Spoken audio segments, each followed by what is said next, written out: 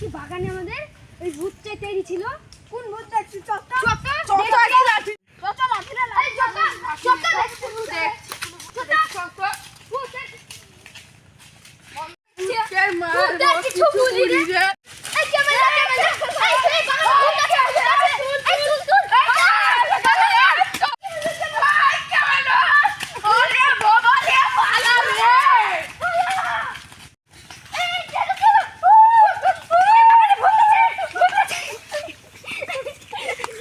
হবে না ভাই, চ ওই দা ফজলি তালে একটা ভালো তান্ত্রিক বসে বিক্রম দেব বাড়ির কাছে, ওর কাছেই যাবো। ওখানেই ওদের গাছ জ্বালিয়ে খাবো।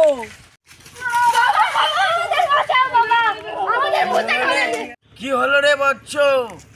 বাবা ওই বাগানে ভূত আছে, তুমি এক্ষুনি চলো, না হলে আমাদের মেরে ফেলবে। তাহলে চলো চলো বাবা। চলো তান্ত্রিক বাবা, তুমি আমাদের বাঁচাও।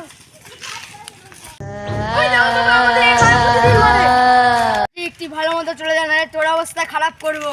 এই ভূত তুই পালিয়ে যা, নাহলে তোকে এক্ষুনি শেষ করে দেবো।